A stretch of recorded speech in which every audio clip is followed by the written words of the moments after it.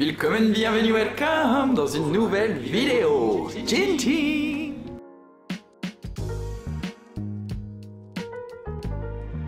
Je commence cette vidéo car ce matin j'ai vu que nous avions passé les 4000 abonnés sur YouTube. Je vous ai remercié sur Instagram mais vous n'êtes pas tous sur Instagram.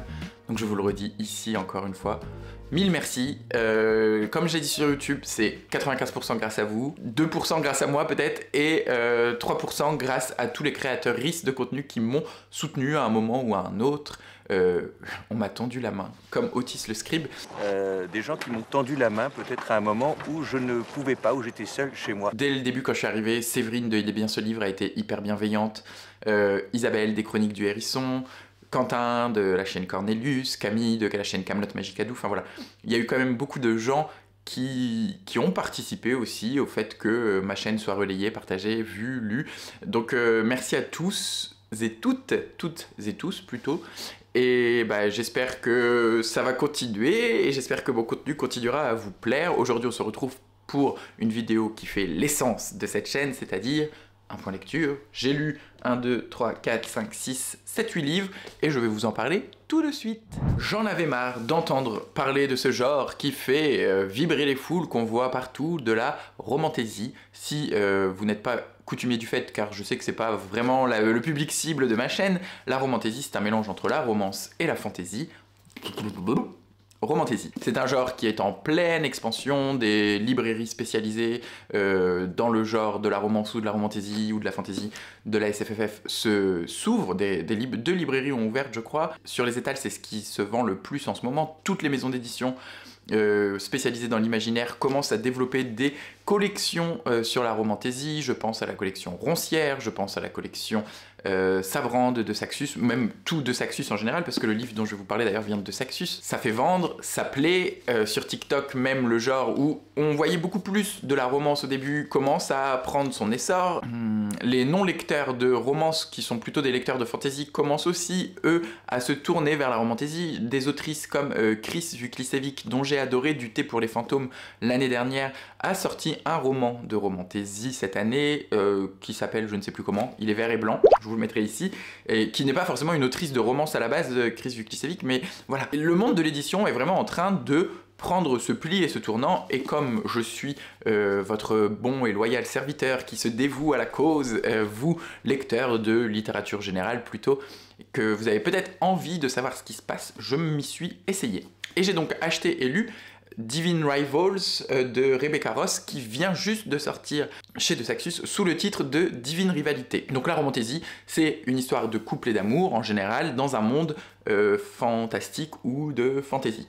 Celui-ci se passe dans un univers qui, en termes de vie quotidienne, est assez semblable au nôtre. Ça se passe dans une chronologie qui ressemble très fort à la Première Guerre mondiale, et on va suivre ces deux personnages dont je n'ai plus aucune idée de leur nom, Iris et Roman. Iris et Roman sont tous les deux journalistes, ils travaillent dans le même journal, ils écrivent des articles, ils sont à peu près stagiaires, et en gros, il y a une espèce de compétition entre deux pour savoir qui va avoir la une.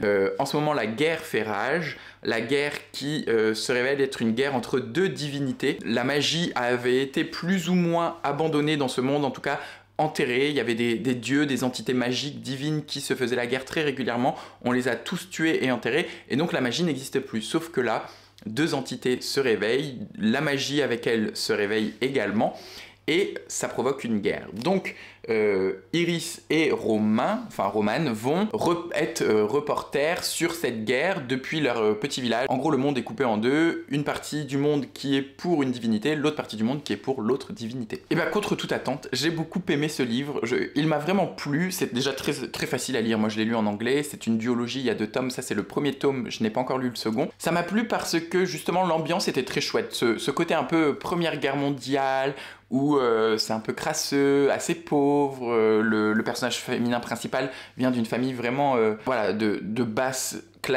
classe sociale assez basse, sa mère est très malade, son frère est parti à la guerre, il s'est engagé pour une des deux divinités, et donc elle se retrouve toute seule à essayer de gagner un peu d'argent au journal pour pouvoir soigner et faire vivre sa mère.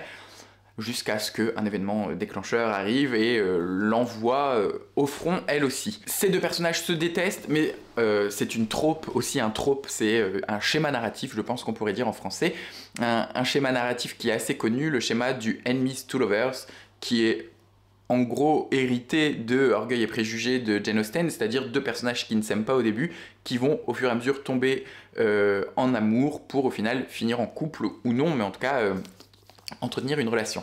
Ces deux personnages ne s'aiment pas parce qu'ils sont rivaux dans le journal dans lequel ils travaillent, et Iris a besoin de gagner le poste pour pouvoir gagner de l'argent, et Romain, lui, vient d'une famille un peu plus riche, un peu plus aisée, a besoin de gagner le poste pour prouver à ses parents que le métier de journaliste est un métier tout à fait respectable. Donc voilà, ce qui m'a plu, c'est que dans ce schéma narratif du Enemies to Lovers, des fois, on est dans des trucs hyper caricaturaux où les deux personnages vraiment se détestent, s'insultent, sont même violents l'un envers l'autre, et par un coup du sort, tombent follement amoureux en 3 coups de cuillère à peau. Ce n'est pas le cas avec ces deux personnages. Oui, ils sont rivaux dans le journal dans lequel ils travaillent, mais ils ne sont pas non plus à s'insulter toutes les 4 pages. C'est une rivalité qui reste cordiale et assez professionnelle, qui rend donc beaucoup plus probable l'histoire d'amour. Et c'est ça qui m'a plu, c'est que ce bouquin de romantasy plutôt axé vers un public jeune adulte ou adolescent n'est pas invraisemblable. C'est un roman, bon ok, si c'est un peu invraisemblable, il y a des divinités qui se font la guerre, donc on va pas croiser ça à tous les coins de rue, mais la magie est plutôt faible. La seule magie en fait que nous on voit, c'est des quelques créatures magiques qui travaillent dans l'armée des divinités, et le fait que le personnage principal a une machine à écrire qui semble magique, car elle essaye d'envoyer des lettres au front pour son frère qui est en train de combattre. Elle glisse ses lettres sous une armoire, et à chaque fois l'enveloppe disparaît et elle en reçoit une autre qui est une réponse, mais qui n'est pas une réponse de son frère. C'est-à-dire que quelqu'un lit sa correspondance, quelqu'un est au courant de sa correspondance avec son frère, mais c'est pas son frère. C'est un peu la seule magie qu'il y a, donc c'est pas vraiment un énorme univers magique dans lequel on est vite perdu. C'est, je crois, aussi un peu le propre de la romantasy, c'est que les univers fantastiques ou magiques qui nous sont présentés ne sont là que en prétexte à l'histoire d'amour.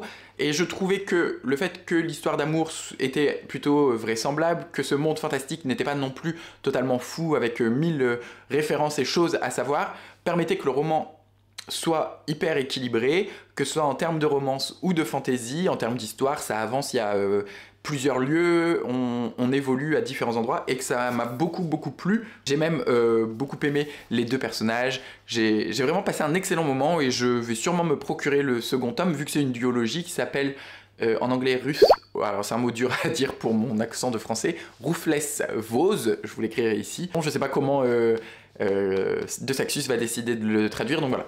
Je ne sais pas du tout ce que vaut la traduction de Saxus. Moi je l'ai lu en anglais il y a déjà un mois de ça, donc j'ai pas eu d'écho. Le bouquin est sorti il y a 2 jours, mais si vous avez envie de vous essayer à la romantasy, je pense que celui-ci fait mouche et est plutôt agréable, même pour les non-lecteurs de romantasy. Et si vous n'avez pas envie de le lire en français, il est tout à fait abordable en anglais. Ensuite, tant qu'on est dans la littérature assez jeunesse, j'ai lu ce bouquin qui s'appelle Cuir et Fier, qui est, je ne sais plus, écrit par qui. C'est un espèce de... c'est pas du tout un roman, c'est un guide sur la sexualité, l'orientation sexuelle qu'on pourrait distribuer dans les collèges-lycées.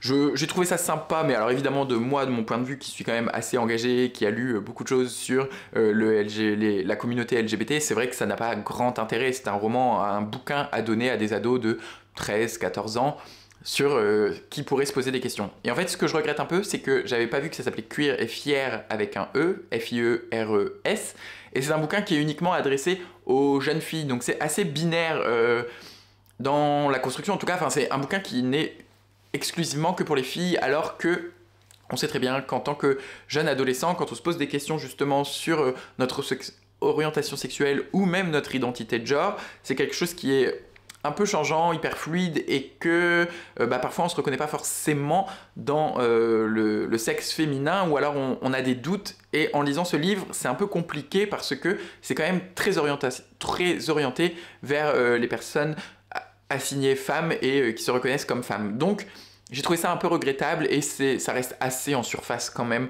C'est vraiment pas approfondi, donc c'est beaucoup plus pour un jeune public, vraiment des jeunes filles. Je dis 13-14, mais on peut peut-être commencer dès 12 ans. Je crois que l'édition française la recommande à partir de 14 ans, mais l'édition américaine, car c'est écrit par une américaine, le recommande dès 12 ans, et moi je pense que dès 12 ans c'est faisable de lire ce livre si on se pose des questions. Pour changer un peu et retourner vers ce qui anime cette chaîne, j'ai lu Dans l'écho lointain de nos voix de Brandon Hobson, qui est sorti le mois dernier chez Albin Michel. C'est un service de presse que j'ai reçu de façon gratuite et je remercie la maison d'édition. Brandon Hobson appartient à la nation des Cherokees de l'Oklahoma, donc c'est un auteur natif, et il parle de je crois que c'est les Cherokees aussi, en tout cas oui c'est ça, les Cherokees, de cette communauté qui vit aux États-Unis. C'est un roman choral dans lequel on va suivre 3 personnages, une mère et 2 de ses enfants, suite au décès du 3e enfant. C'est un couple qui vit avec 3 enfants, qui vivent dans une communauté Cherokee justement, et lors d'une rixe policière, leur fils du milieu, je crois que c'est ça, c'est le fils du milieu, va se faire tirer dessus, va se faire abattre par un policier, la police tue, et c'est encore le cas dans ce bouquin, ça se passe 15 ans après ce meurtre, vraiment à bout portant, le policier tire sur ce jeune homme alors qu'il n'était pas du tout impliqué dans la rixe, et qu'est-ce qui reste dans cette famille, comment cette famille se construit avec la perte d'un enfant. C'était vraiment très très chouette, le bouquin fait 300 pages, j'ai été happé du début à la fin, je n'ai pas pu le lâcher. Le fait qu'on alterne les différents points de vue, ça montre vraiment aussi comment tous ces personnages vivent avec la mort, et d'autant plus la mort injuste car son fils se fait abattre, leur frère ou fils se fait abattre. Ça aborde des questions de ces communautés qui vivent plus ou moins en vase clos, dans des réserves ou en tout cas dans des villages où il n'y a uniquement que des autochtones. Et ce qui m'a plu, c'est que comme élément déclencheur, au début du roman, ça arrive assez vite. En fait, la famille accueille un jeune Cherokee qui est placé dans un foyer, et il va être récupéré par ses grands-parents, mais en attendant que les grands-parents le récupèrent, il va être placé en famille d'accueil dans la famille qui a perdu cet enfant, donc 10 ou 15 ans après, je ne sais plus, 10 ans, c'est pour... non, 15 ans, l'anniversaire des 15 ans de la mort de ce jeune homme. Et on va voir beaucoup de légendes et de mythes Cherokee prendre vie à travers les voix des différents personnages, parce que nombreux sont les personnages qui vont reconnaître dans ce jeune orphelin leur frère ou fils décédé 15 ans plus tôt.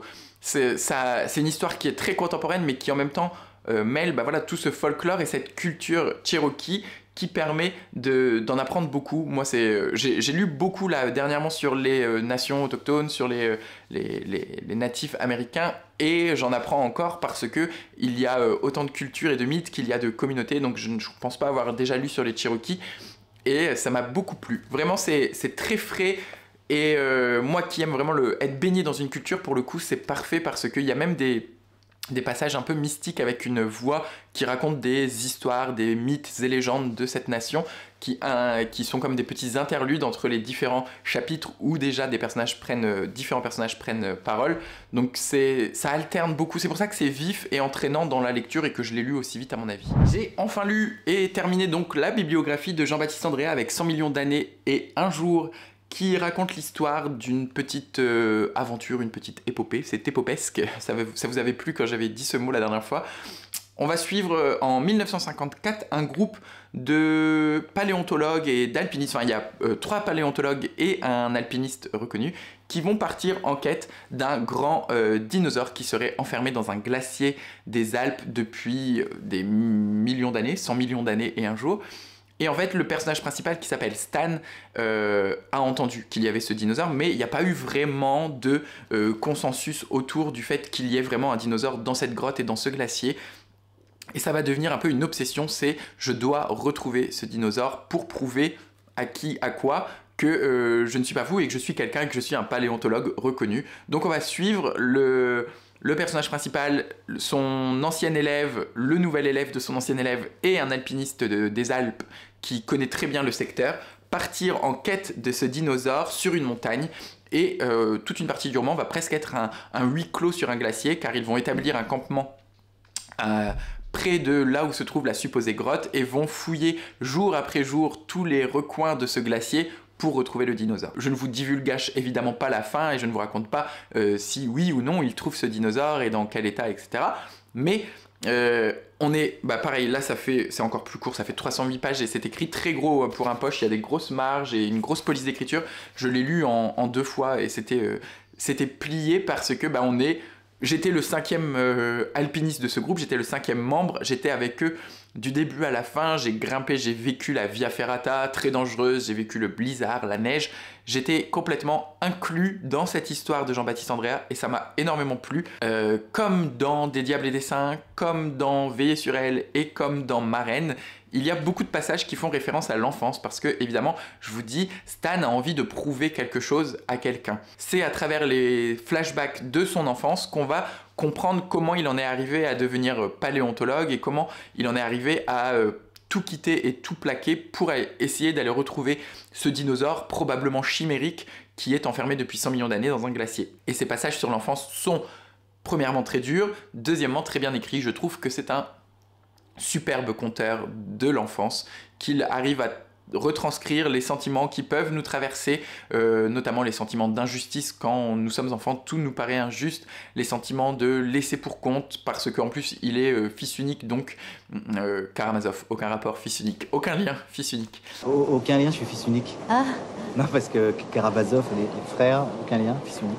Voilà, il se retrouve au milieu d'un père et d'une mère assez dysfonctionnels au début des années 1900, parce que là, en 1954, quand il mène l'expédition, il est déjà âgé, donc au début du XXe siècle, une vie assez pauvre, dans un petit village, enfin voilà. J'ai beaucoup aimé. Ça sera pas mon préféré, ce qui m'a beaucoup plu dans celui-ci, c'est le fait que ça se lise très bien et qu'on soit, vous voyez, vraiment inclus dans cette aventure. Là où, par exemple, dans Veiller sur elle, le Goncourt de l'année dernière, j'avais bien aimé le côté un peu romanesque et épique de cette grande fresque de l'Italie, pré-fascisme et fasciste.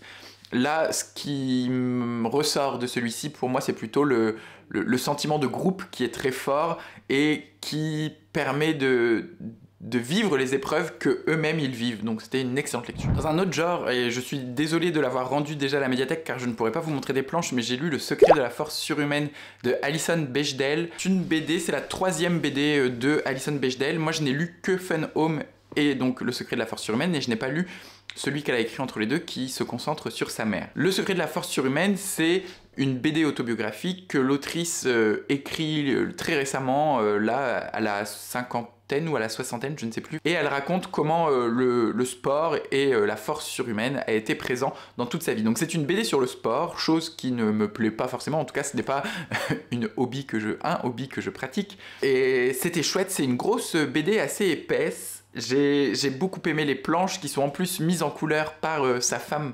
Donc le fait qu'elles aient travaillé ensemble, je trouve ça très joli, enfin très beau, assez poétique et j'aime bien quand des couples d'artistes se réunissent sur un travail commun. Et donc là, Alison a fait les illustrations et sa femme a fait la couleur et la colorisation. On démarre au début de cette BD par un espèce de postulat qui raconte quelle place prend le sport dans la vie de Alison Bechdel, donc aussi quelle place prend le sport dans la société actuelle, en faisant un peu un historique depuis les années 50-60, comment le sport s'est imposé dans nos vies, un peu comme une injonction aussi, avec les cassettes VHS d'aérobic dans les années 80, avec les salles de sport qui sont de plus en plus nombreuses sur nos territoires, les cours collectifs où on nous oblige à suer et à travailler très fort nos muscles, etc. Enfin, elle fait un petit état des lieux, et suite à cet état des lieux qui fait une 15aine de pages, je pense, peut-être un peu plus,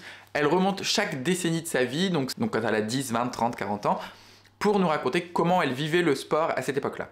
En plus de ça, il y a des interludes, des passages, enfin en tout cas sa vie est entrecoupée de poètes de la fin du 19e siècle, dont j'ai oublié les noms d'ailleurs, une femme et un homme principalement, qui ont beaucoup écrit sur la transcendance et le fait que le sport permettent de sortir de son corps, ou qu'en tout cas l'esthétisme et le travail acharné permettent un peu un espèce d'état de grâce. Alors j'avoue que ça c'est vraiment la partie qui m'a beaucoup moins plu dans ce texte. Non pas que ce soit inintéressant, mais ce sont des poètes qui sont pour les deux, je crois que il y en a une qui s'appelle Margaret et l'autre je ne sais plus, mais ces deux poètes ne sont pas très très connus outre-Atlantique, en tout cas chez nous en Europe. Moi je n'en avais jamais entendu parler. C'est presque philosophique parce qu'on nous raconte la vie de ces deux poètes et comment ils ont théorisé cette force surhumaine. Il y a presque un petit côté ésotérique, donc voilà, ça m'a un peu gêné. Mais sinon, le travail autobiographique de Alison Bechdel sur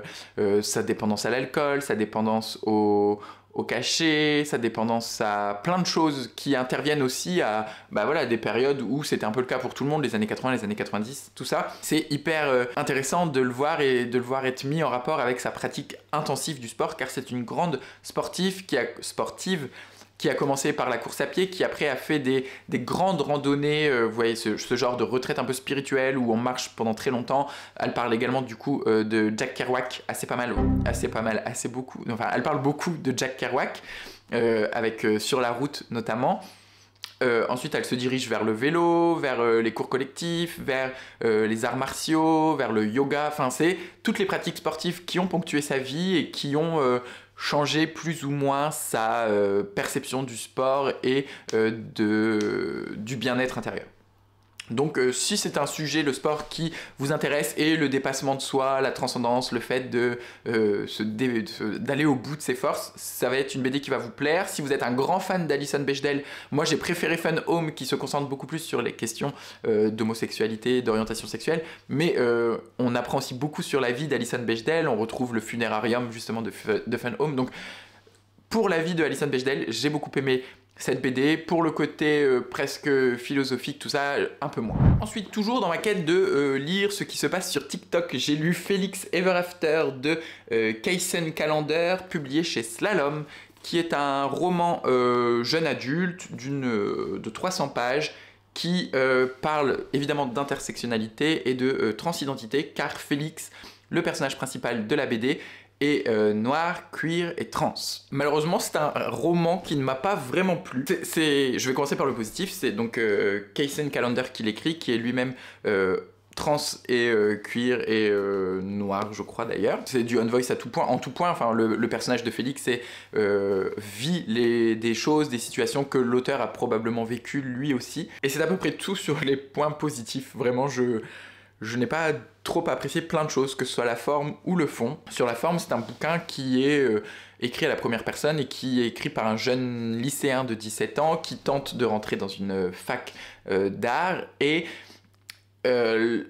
les personnages sont assez ambivalents dans leur construction parce qu'ils sont très immatures, donc on peut facilement les imaginer soit très jeunes lycéens ou alors des collégiens assez âgés. Ils ont des réactions totalement disproportionnées et pour autant ils parlent de genre et d'orientation sexuelle comme si c'était des adultes très accomplis sur toutes ces questions-là. Donc déjà, c'est assez ambivalent, enfin je veux dire, je sais pas qui pourrait vraiment se reconnaître dans le bouquin. Enfin si, il y a sûrement des gens qui se sont reconnus parce qu'il a eu des très bons retours, mais d'un point de vue purement éditorial et de cible, je pense que c'est un peu nébuleux.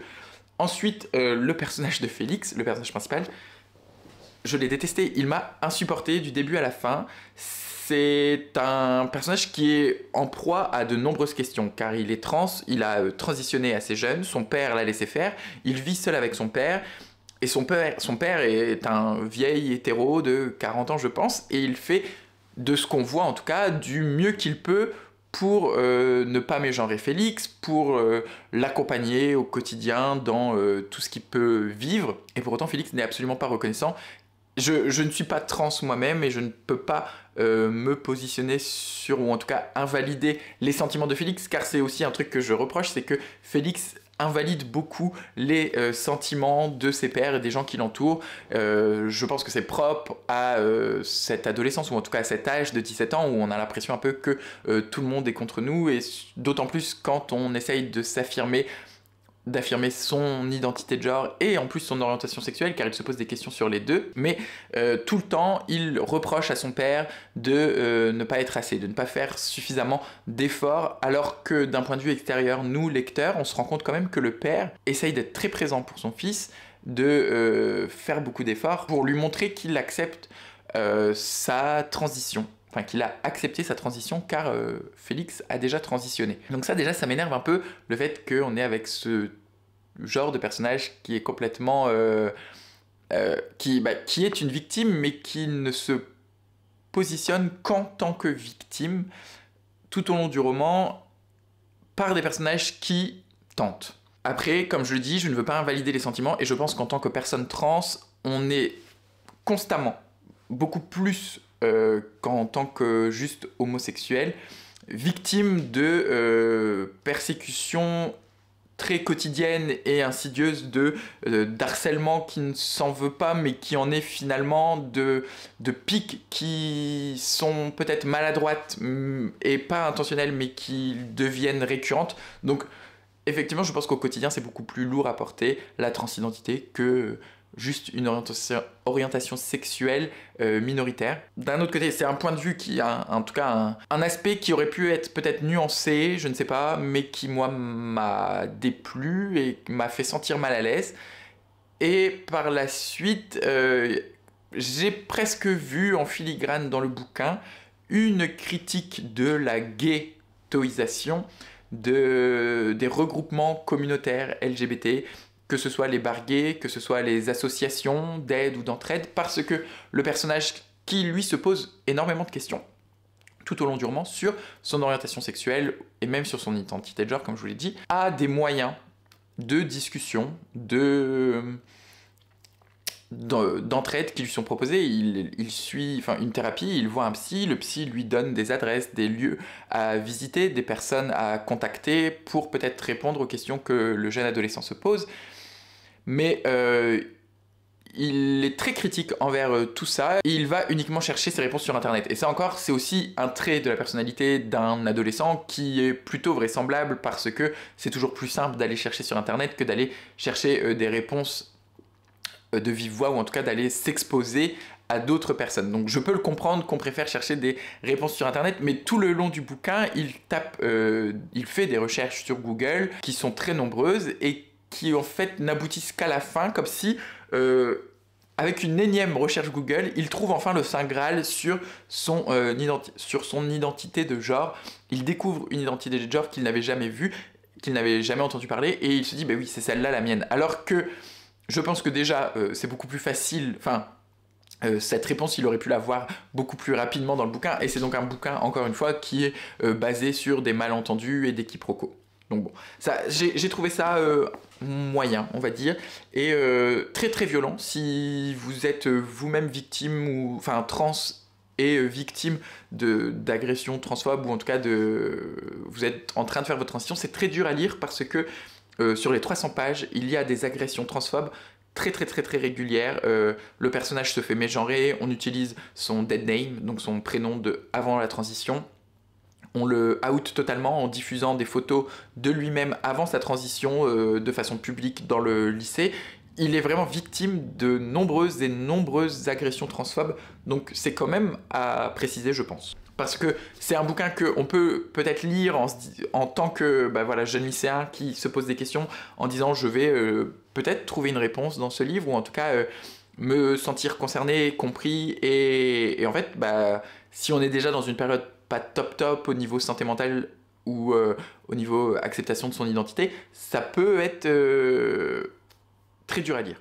J'ai découvert Alain Mabankou avec Vers cassé, publié chez Point, qui est un auteur congolais qui écrit en langue française. Le Kinshasa est d'ailleurs la ville, j'ai fait cette découverte, si ce n'est la ville, ou peut-être la deuxième ville, mais la plus importante en termes de francophonie. Je crois que c'est plus gros que Paris, ou juste derrière Paris. Enfin bref, c'est sympa de repositionner ça, que la francophonie, c'est pas uniquement la France et le Québec, et qu'il y a de nombreux pays d'Afrique qui parlent encore français, et donc de mettre à l'honneur cette littérature francophone africaine et pour le coup congolaise. Je n'avais jamais lu Alain Mabankou, j'avais vu beaucoup de ses passages à la télé qui critiquaient notamment ce fait-là que la littérature non française mais francophone est souvent reléguée au second plan et qu'on ne la considère pas à la même valeur que la littérature purement franco-française, et qu'on utilisait un vocabulaire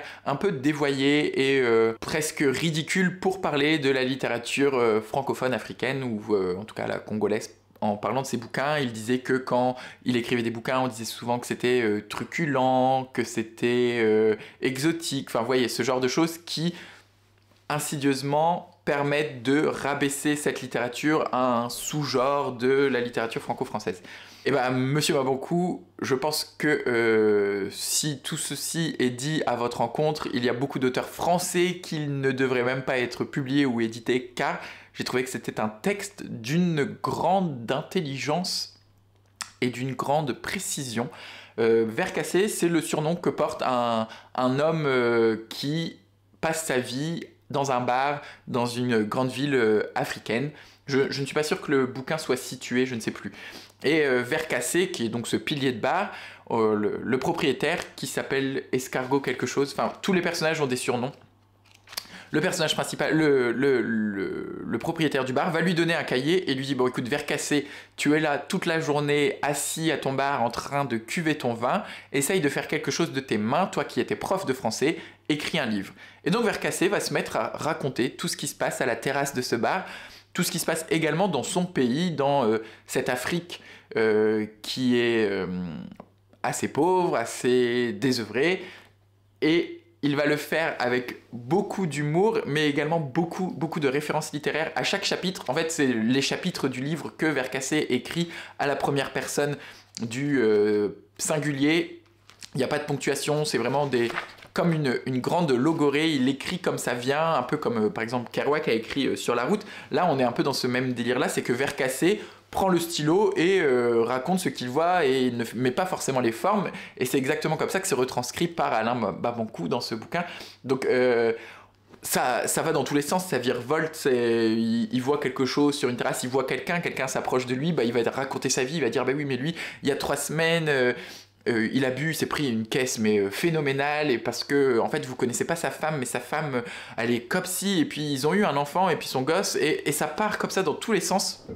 Faut s'accrocher, faut pas se perdre parce qu'il n'y a pas de ponctuation, parce qu'il n'y a pas de paragraphe, parce que c'est très très foisonnant. Et c'est ce que j'ai adoré, c'est que j'étais à la terrasse de ce bar, c'est un peu comme 100 millions d'années un jour, c'est assez inclusif. J'étais à la terrasse du bar avec Vercassé. C'est un bouquin qui est assez triste parce que Vercassé, il n'a pas une vie super fun. Si il est à cette terrasse de bar quotidiennement en train de cuver son vin, c'est qu'il a une histoire familiale et une histoire d'amour qui n'a pas été très simple, et qui va nous raconter et nous livrer dans les dernières pages de ce livre qu'il est lui-même en train d'écrire. On nous parle un peu de mythes africains, en tout cas des divinités de l'eau. Il y a un gros rapport à l'eau qui est très présent.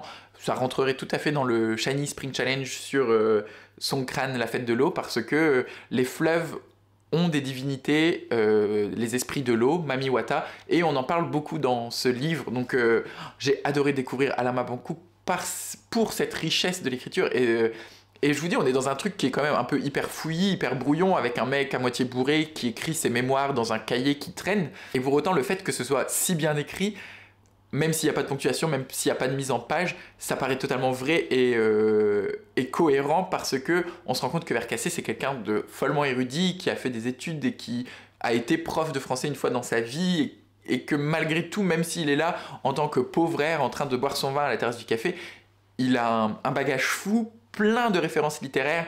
À un moment, dans les tout premiers chapitres, il critique un peu les régimes politiques africains qui essayent d'être très flamboyants, et notamment un président qui a envie de trouver un slogan, un peu comme, je sais pas, la France tranquille, enfin voilà, les grands slogans politiques qui la force tranquille. Les grands slogans politiques qui ont marqué notre vie française vont être cités dans ce chapitre et on va voir toute l'équipe de ce président qui va lui proposer des trucs que Napoléon a dit, qu'un tel ou une telle a dit et c'est hyper drôle. Enfin, réduire Alain Mabanckou et cette littérature africaine à juste un côté exotique et truculent, c'est vraiment très mauvais signe, mais aussi révélateur du milieu éditorial français, comme Alain Mabanckou se complaît à le dire très régulièrement. Et enfin, la dernière lecture de ce point lecture, c'est Pleurer au supermarché de Michel Zauner qui va être publié, donc qui sort le 7 mai chez Christian Bourgois. Ce livre, c'est une autobiographie de Michel Zauner, enfin en tout cas c'est un récit autobiographique de l'autrice qui nous raconte la maladie de sa mère, puis la mort de sa mère. Elle est métisse, née d'une mère coréenne et d'un père américain. Ses parents se sont rencontrés en Corée et ils ont après un peu déménagé partout en Europe pour finalement s'installer aux États-Unis. Donc Michel Zauner est coréenne du côté de sa mère, n'a jamais rompu avec ses origines coréennes. Tous les étés, elle allait chez sa grand-mère et chez ses tantes en Corée. Mais voilà, elle a grandi aux États-Unis dans cette culture purement occidentale et elle ne connaît de la Corée que ce qui se passe dans sa vie l'été quand elle part en vacances dans cette famille. Et le peu que sa mère lui transmet de cette Corée, c'est la cuisine, car Michel adore la cuisine coréenne que lui prépare sa mère, sa grand-mère ou ses tantes. Et donc, dès l'instant que sa mère va tomber malade, ce qui va les unir très fortement, parce que Michel va se positionner en tant qu'aidante, va mettre sa vie totalement entre parenthèses pour aller accompagner sa mère dans les derniers jours de sa vie, enfin les derniers mois de sa vie, qui a un cancer colorectal. Donc elle va aller retourner vivre chez ses parents et va être au quotidien au plus près de cette mère mourante. C'est très dur si vous avez vécu cette situation, que ce soit un cancer ou non, mais par exemple moi mon grand-père qui est décédé l'année dernière a eu une fin de vie très difficile où il a été en soins palliatifs pendant de longues semaines, presque mois. C'est mon père qui s'est beaucoup occupé de lui et je sais que c'est horriblement dur, j'enfonce des portes ouvertes, mais être aux côtés de quelqu'un qui quotidiennement est diminué, ça laisse des séquelles, et c'est aussi ces séquelles que l'on voit, c'est que tout le moment où elle est avec sa mère, où elle est dans cette frénésie de la fin de vie et de tout faire pour atténuer les souffrances de sa mère, elle n'a pas vraiment le temps de réfléchir et de réaliser que toute sa vie est totalement entre parenthèses, et c'est parfois dès qu'elle sort de chez elle, dès qu'elle rencontre quelqu'un qui n'est pas dans la situation qu'elle est en train de vivre, parce que son père est là aussi, donc il y a son père qui est aidant au même titre qu'elle réalise ce qu'elle est en train de perdre, qu'elle est en train de perdre sa mère, et donc peut-être une partie de son identité, car c'est sa mère qui la rattache à toute cette moitié de sa vie qui est coréenne, en tout cas cette moitié biologique, cette histoire familiale. Donc il y a des voyages en Corée qui vont se passer, et c'était hyper dur à lire, mais en même temps, je trouve que c'est un très beau récit sur les aidants et sur la fin de vie, qui m'a beaucoup touché, qui m'a retourné le cœur et qui m'a aussi donné très faim, parce que très régulièrement on nous donne envie avec des plats coréens que je ne connais pas mais que j'ai très envie de découvrir. J'ai oublié de le préciser, c'est également un service de presse que j'ai reçu à titre gratuit de la part de Christian Bourgois. J'espère que ce petit point lecture vous aura plu. Encore une fois, merci pour tous vos abonnements. N'hésitez pas d'ailleurs à vous abonner, à liker la vidéo ou à la faire voyager. On se retrouve comme toujours la semaine prochaine pour une nouvelle vidéo. En attendant, je vous souhaite d'excellentes lectures, d'excellentes découvertes et d'être heureux.